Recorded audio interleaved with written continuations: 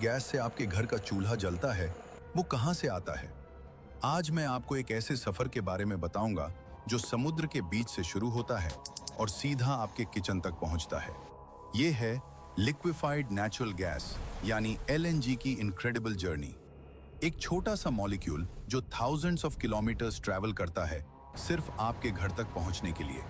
Imagine कीजिए, जो gas आप रोज यूज करते हैं कुकिंग के लिए, वो पहले ओशन के नीचे दबा हुआ था, फिर उससे एक्सट्रैक्ट किया गया, फिर उससे लिक्विड बनाया गया और फिर स्पेशल शिप्स में भरा गया। ये प्रोसेस इतना फैसिनेटिंग है कि आपका दिमाग हिल जाएगा। तो चलिए मैं आपको स्टेप बाय स्टेप बताता हूं कि यह मैजिक कैसे होता है, क्योंकि रियलिटी कभी-कभी फिक्शन से भी ज्यादा अमेजिंग होती है। वीडियो स्टार्ट करने से पहले सब्सक्राइब कर लो ताकि अगली वीडियो सबसे पहले आप तक पहुंचे। दोस्तों, सबसे पहले बात करते हैं ओशन के नीचे छुपे हुए ट्रेजर की। जी हाँ, मैं बात कर रहा हूं नेचुरल गैस रिजर्व्स की, जो समुद्र की गहराई में मिलियंस ऑफ ईयर्स से दबे हुए हैं। ये gas actually pre historic plants और एनिमल्स के फॉसिल से बनी है, जो टाइम के साथ कंप्रेस होकर गैस बन गई। ओशन फ्लोर के नीचे सेडिमेंट्री रॉक्स की लेयर्स में ये गैस ट्रैप्ड रहती है प्रेशर में। साइंटिस्ट स्पेशल इक्विपमेंट यूज करते हैं अंडर वाटर सर्वेस के लिए, ताकि पता चल सके कि गैस कहां है। सीस्मिक वेव्स भेजे जाते हैं ओशन फ्लोर में, जो गैस रिजर्व्स की लोकेशन डिटेक्ट कर देते हैं। यह प्रोसेस बिल्कुल ट्रेजर हंटिंग की तरह है, बस यह ट्रेजर अंडरग्राउंड है। मरीन जियोलॉजिस्ट्स ईयर्स तक रिसर्च करते हैं बेस्ट ड्रिलिंग स्पॉट्स फाइंड करने के लिए। ओशन में गैस रिजर्व्स यूजुअली 1000 से 4000 मीटर्स की डेप्थ में मिलते हैं। टेक्नोलॉजी की मदद से हम एक्यूरेटली प्रिडिक्ट कर सकते हैं कि कितनी गैस है किसी पर्टिकुलर एरिया में। अब भाई, जब लोकेशन पता चल जाए कि गैस कहां है, तो असली चैलेंज है उसे निकालना, और ये काम होता है ड्रिलिंग से। समुद्र के ऊपर एक बहुत बड़ा प्लेटफॉर्म खड़ा किया जाता है।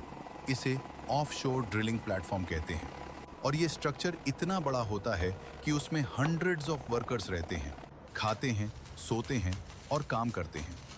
इस प्लेटफॉर्म के नीचे एक बहुत पावरफुल ड्रिल लगाई जाती है, जो समुद्र की तह को तोड़ती है और फिर आगे जमीन के अंदर जाती है, कभी कभी 3000 से 5000 मीटर तक भी। सोचना एक सेकंड के लिए, 3 से 5 किलोमीटर नीचे। जब ड्रिल गैस रिजर्व तक पहुंचती है, तो गैस प्रेशर की वजह से ऊपर की तरफ आना चाहती है, लेकिन इंजीनियर्स इस प्रेशर को कंट्रोल करते हैं ताकि कोई बड़ा एक्सीडेंट ना हो। ये काम बहुत रिस्की होता है। वर्कर्स की सेफ्टी का पूरा ध्यान रखा जाता है, क्योंकि एक छोटी सी गलती भी बहुत बड़ा हादसा बन सकती है। ड्रिलिंग के टाइम पे गैस के साथ पानी और ऑयल भी आ सकता है। इन्हें अलग किया जाता है प्लेटफॉर्म पर ही।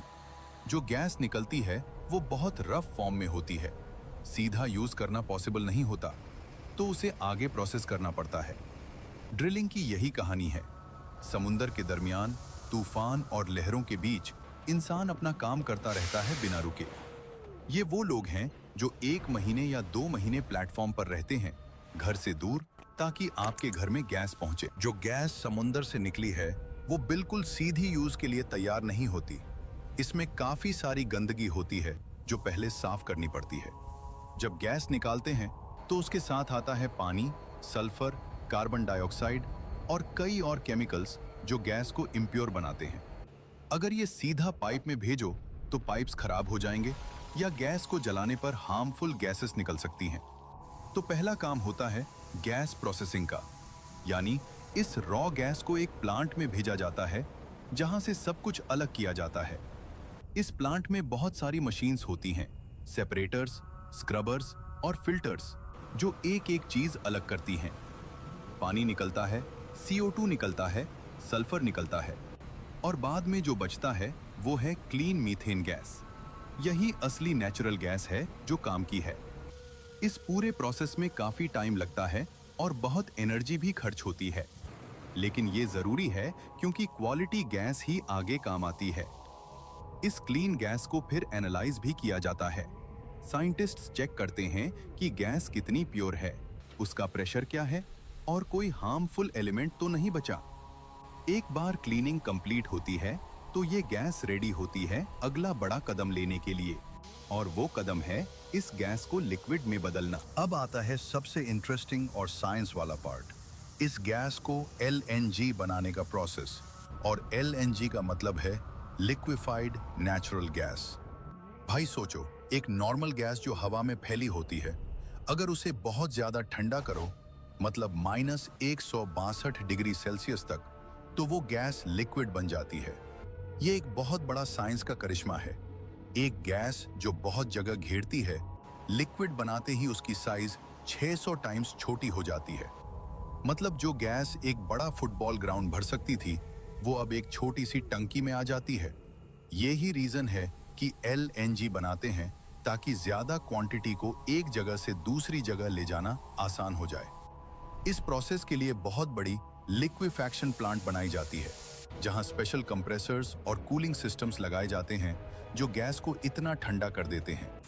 ये पूरा प्लांट एक मिनी सिटी की तरह होता है। हजारों लोग काम करते हैं वहां। जब गैस लिक्विड बन जाती है, तो उसका रंग हल्का सा ट्रांसपेरेंट होता है और ये बहुत ही ठंडा होता है। इतना ठंडा कि अगर इसे हाथ लगाओ तो हाथ जल जाएगा।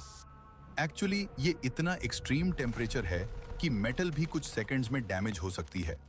इसलिए LNG को स्टोर करने और ट्रांसपोर्ट करने के लिए स्पेशल इंसुलेटेड कंटेनर्स यूज किए जाते हैं, जो इसे ठंडा रख सकें। ये लिक्विफैक्शन प्लांट अक्सर वहां होती है जहां गैस निकाली जाती है, ताकि सीधा LNG बना के शिप करो। अब गैस लिक्विड बन गई। अब इसकी जर्नी का सबसे एडवेंचरस हिस्सा शुरू होता है। गैस लिक्विड बन चुकी है और अब इसे एक देश से दूसरे देश तक ले जाना है, और इसके लिए यूज होती हैं LNG कैरियर शिप्स। ये सिर्फ और सिर्फ LNG ढोने के लिए स्पेशली डिजाइन की गई जायंट शिप्स होती हैं। सबसे पहले होता है लोडिंग का काम। LNG को एक स्पेशल लोडिंग टर्मिनल पर बड़े इंसुलेटेड पाइप्स के जरिए -162 डिग्री के साथ सीधा शिप के अंदर डाला जाता है, और ये काम 12 से 24 घंटे तक चलता है, क्योंकि इतने ठंडे लिक्विड को बहुत स्लोली ट्रांसफर करना पड़ता है। जब शिप पूरी लोड हो जाती है, तो क्रू हर चीज चेक करता है। प्रेशर, टेम्परेचर, लीकेज सब ग्रीन होने के बाद ही शिप पोर्ट छोड़ती है। समुंदर में भी काम बंद नहीं होता। क्रू 24 घंटे कंट्रोल रूम से हर टैंक को मॉनिटर करता रहता है पूरे सफर में। कतर से इंडिया तक का ये सफर लगभग 7 से 10 दिन का होता है, और जब शिप अपनी मंजिल के पोर्ट पर पहुंचती है, तब जाकर ये LNG का समुंदर वाला हिस्सा खत्म होता है और अगला सफर शुरू होता है। ये शिप्स इतनी महंगी होती हैं, एक शिप की कीमत $200 मिलियन से ज्यादा होती है। लेकिन यही एक रास्ता है समुंदर के उस पार से गैस को इस पार लाने का, और ये शिप्स ये काम बहुत कमाल से करती हैं। और अब शिप अपनी मंजिल पर पहुंच गई। मतलब जो भी देश गैस इंपोर्ट कर रहा है, वहां का पोर्ट आ गया, और अब शुरू होती है इस सफर की लास्ट इनिंग्स। जब शिप पोर्ट पर आती है, तो LNG को अनलोड करके बड़े बड़े ऑनशोर टैंक्स में रखा जाता है। ये टैंक्स इतने बड़े होते हैं कि एक टैंक में एक छोटे शहर की गैस की जरूरत पूरी हो सकती है। अब इस LNG को वापस गैस में बदलना पड़ता है। इस प्रोसेस को कहते हैं रीगैसिफिकेशन, मतलब लिक्विड से वापस गैस बनाना।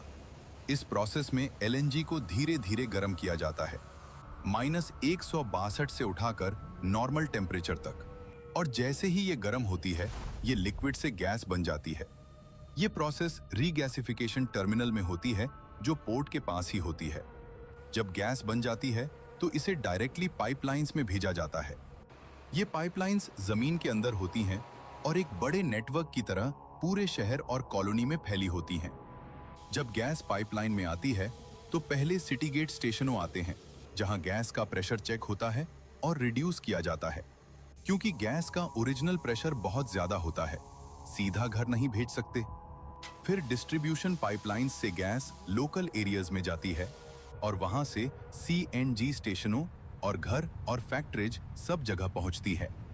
और जब तुम अपने घर का चूल्हा जलाते हो, गैस की जो ब्लू फ्लेम निकलती है, वो ही है उस समुंदर की गहराई की गैस जो इतना लंबा सफर करके आपके पास आई है। ये कोई छोटी बात नहीं है। इस एक काम के लिए हजारों engineers, scientist, workers, ship crew और पाइपलाइन वर्कर्स दिन रात काम करते हैं। कुछ तो महीनों तक घर नहीं जाते, सिर्फ इसलिए कि देश में गैस सप्लाई होती रहे। और हम कभी कभी चूल्हा बंद करना भूल जाते हैं, अननेसेसरीली गैस वेस्ट करते हैं। ये सोचते ही नहीं कि इस गैस की कीमत क्या है, कितना एफर्ट है, कितनी मेहनत है। ये एक नेचुरल रिसोर्स है जो धरती ने करोड़ों सालों में बनाया और एक बार खत्म हुआ तो वापस नहीं आएगा। इसलिए गैस का सही यूज करो, गैस का फजूल वेस्ट बंद करो।